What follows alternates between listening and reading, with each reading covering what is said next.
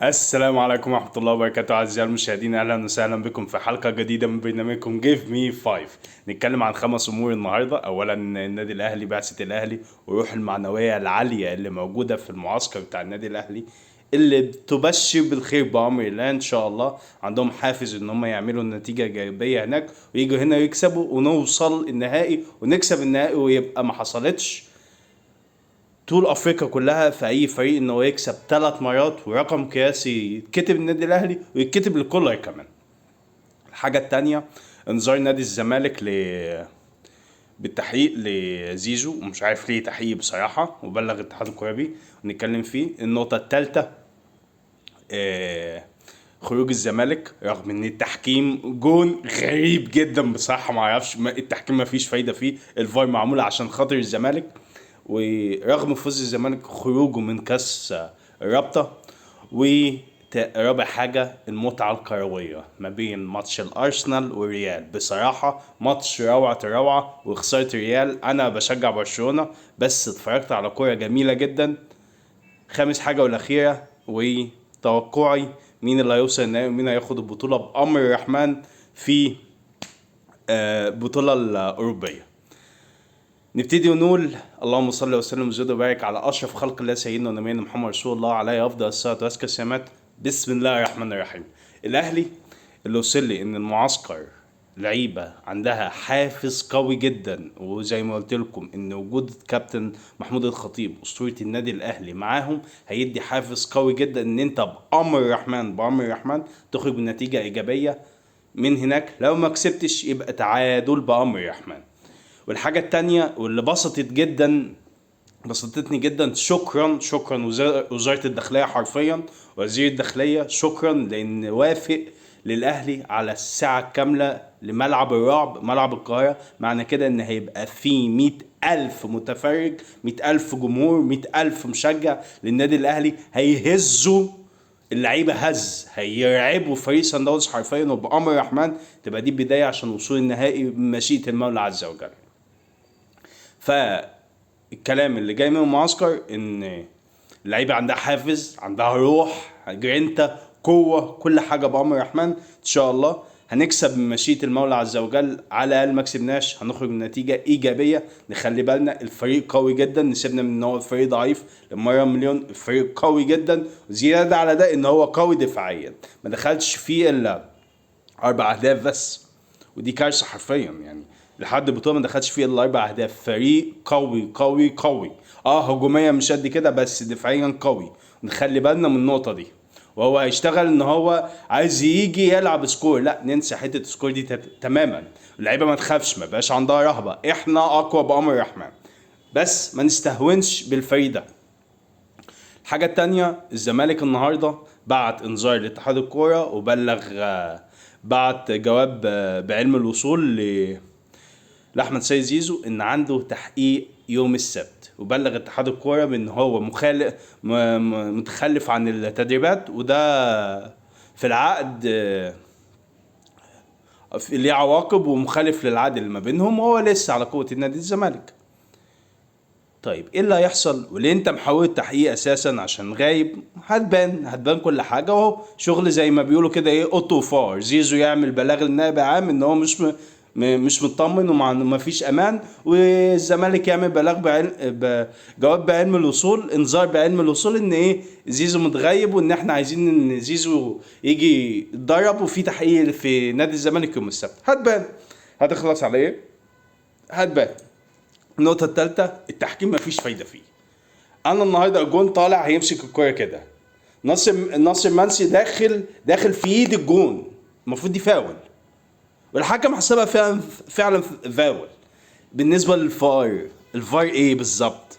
طلب الحكم وقال له تعالى شوف الفاول اللي انت حسبته ده مش فاول. ازاي هو انا طالع همسك الكورة، لما اللعيب هيخش في ايدي انا متهيألي ان الحارس ليه الحماية بتاعته، بناء على ايه دي مش فاول؟ معرفش. هو التحكيم مش هيبقى فيه اي فايده اساسا الموسم ده بالذات، ومواسم قبل كده. يعني احنا حسبنا قبل كده المواسم اللي خدها الزمالك كان كوارث حرفيا. 18 نقطه خدها الزمالك، 17 نقطه اتخصموا من الاهلي.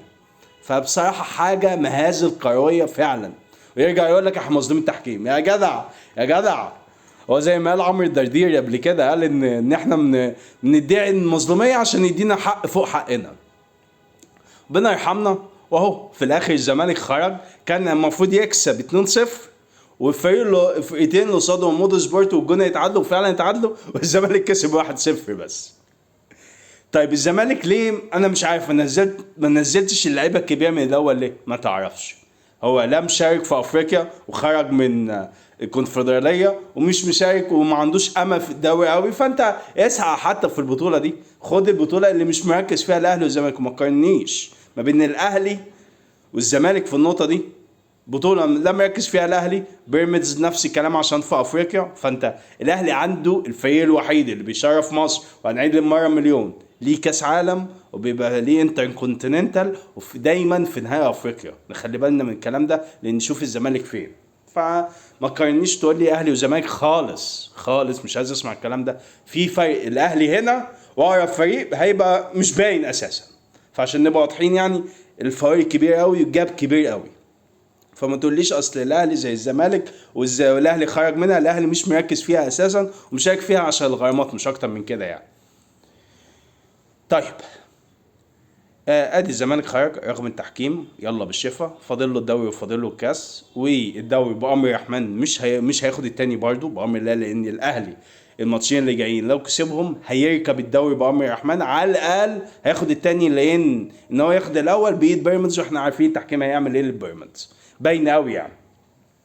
زي ما قال الكومي ان الدوري عايز يروح لبيراميدز، عايزين يودي الدوري لبيراميدز. ما علينا، الغلط في الاول في الاخر عند الاهلي وفي اتحاد الكوره ولجنه ورئاسه الاهلي بسبب الانسحاب من ماتش الزمالك.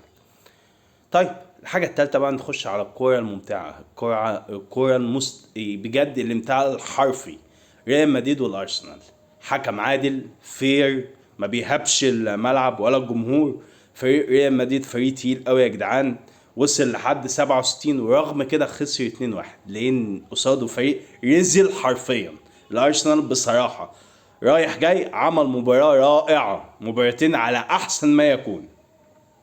كسب على ارضه 3-0، النتيجه دي نزلت معنويات شويه، رغم ان كانت ريال مدريد تقول هنعود هنرجع وهنعود وهيبقى فيه ريمونتادا ومش عارف ايه، في الاخر ولا اي حاجه.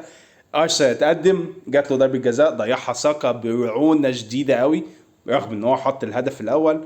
اتعادل على طول فيني، بعد كده في اخر دقيقه من الشوط الثاني في الدقيقه 90 يتقدم الارسنال ويفوز 2-1. مباراة ممتعة جدا، وصل الاستحواذ للريال 67 و33 لارسنال، بس المباراة الكورة ما بتتحسمش بالاستحواذ زي ما بنقوله. في الاخر خسرت الريال 2-1. مباراة استمتاع كروي حرفيا، انت قاعد بتستمتع. انا واحد بشجع برشلونة، بس الحقيقة الريال عملت ماتش، عندها لعيبة تقيلة قوي.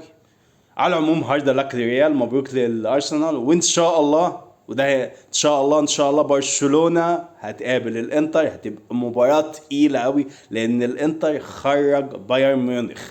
بس انا متفائل خير، لان برشلونة بتلعب موسم من احسن مواسمها حرفيا بامر الرحمن. هتاخد الدوري بامر الرحمن، متفائل خير. ان شاء الله تاخد الكاس، هتقابل الريال فيه، وان شاء الله تاخد دوري ابطال اوروبا. وهنتفرج على كوره ممتعه جدا، وبصراحه فرق شاسع ما بين الكوره الاوروبيه والكوره المصريه او الكوره الافريقيه. هناك الحكم عادل حق، مالوش دعوه بانهي لون، مالوش دعوه مين دافع ومين هيعمل ومين هيتمس ومين مش عارف ايه، مالوش دعوه بكام حد، اللي شايفه بيحسبه. ده اللي احنا كنا عايزينه وبنطالب بيه دايما.